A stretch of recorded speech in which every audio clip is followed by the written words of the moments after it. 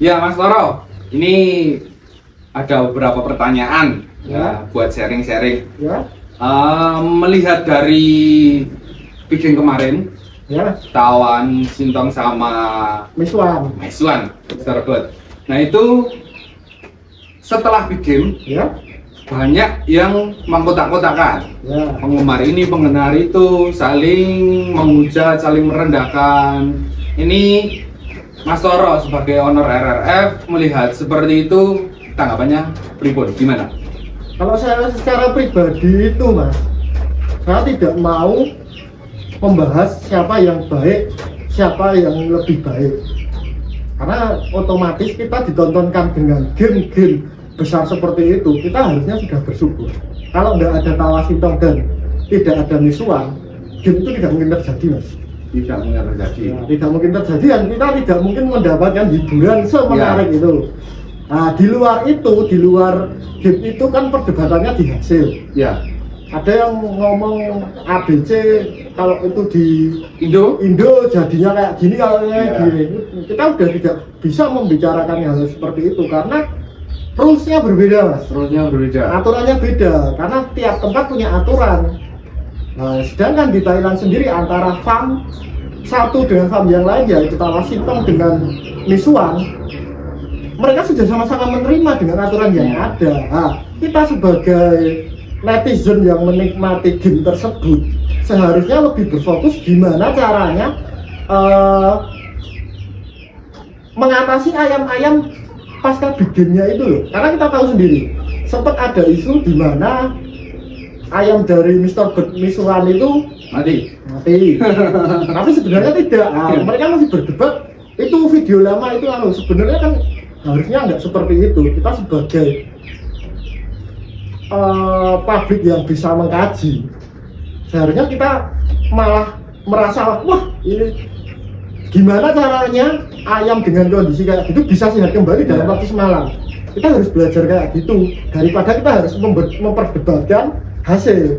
Terus kita harus mempelajari, wah padahal ayam number one-nya Tawa Sintong itu di ronde pertama itu sempat asor lah ibaratnya, kewalahan sendiri, tapi di ronde kedua ketiga ke atas dia menguasai gimana cara dia merawat dan recovery treatment yang dilakukan dalam game tersebut supaya number one itu bisa naik ke top perform di ronde selanjutnya. Nah, itu sebenarnya yang harus kita jawab Mas. Kalau kita mau ngomongkan bagus mana, kalau saya jawab ya bagus semua. Iya. Otomatis kan kalau nggak bagus semua nggak mungkin bikin ya Mas. Nggak mungkin bikin dengan rekor seperti itu. Mereka pasti punya kelebihan masing-masing dan punya keyakinan daripada ayam yang mereka miliki. Ya kita bisa menganalisa lah. Jadi gini, pinternya Tawa Sintong, dia memilih stadion yang tidak terlalu besar. Yeah. Nah itu kita harus menganalisa. Oh ternyata si Mr. Bir itu cerdas dalam memilih lokasi di mana lokasinya bisa menguntungkan ayam dari Tawa Sintong. Sedikit tricky tapi Ya, pinter. Nah, itu kita harus menganalisa hal-hal seperti itu, bukan kita malah terlalu banyak membahas hasil dari game tersebut. Karena kemajuan dunia ayam hobi di Indonesia itu sebenarnya dari bagaimana kita bisa mengamati, meniru, dan menyikapi bahkan memodifikasi apa yang ada di negara-negara besar yang mempunyai basis ayam hobi yang lebih besar. Karena biasanya kita tonton sendiri negara-negara pencetus sebuah ide itu bisa dikalahkan dengan negara-negara yang bisa memodifikasi sebuah ide. Tidak menutup kemungkinan kedepannya Indonesia itu malah bisa jadi basis besar dari ayam hobi. Karena kita mampu sebenarnya dengan hal-hal tersebut. SDM bisa. Ya. Terus SDA juga bisa. Di tempat kita juga banyak dokter-dokter pintar.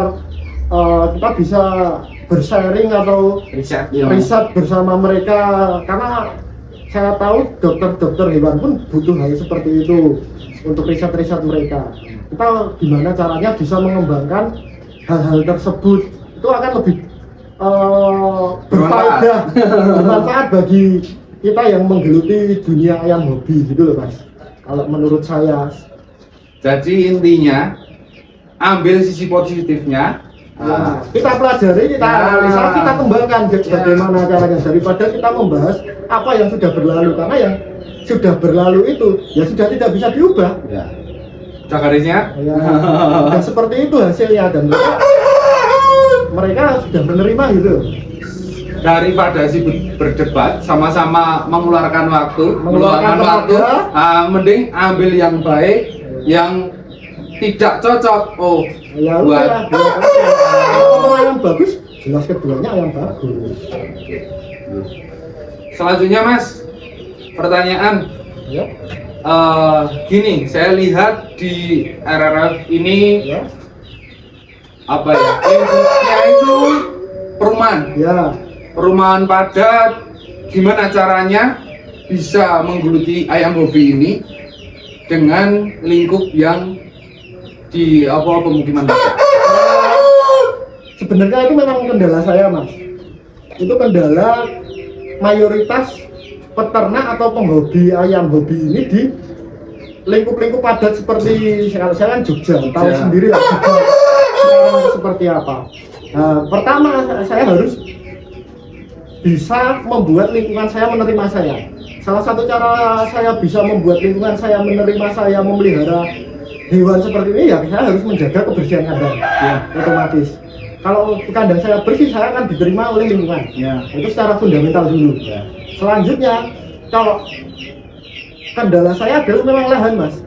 Kalau di Jogja kita tahu properti itu mahal, tanah mahal Mas. Mau mengembangkan kandang dengan lebih besar itu udah ada keterbatasan di faktor finansialnya. Kebanyakan mah juga kos. Saya sebenarnya lebih menguntungkan kas Mas ya. Kampusnya biro. Nah, tapi kalau menurut saya, karena saya benar-benar hobi ya, ada salah satu cara lain dengan mungkin kita bisa bermitra dengan orang-orang yang kita percaya.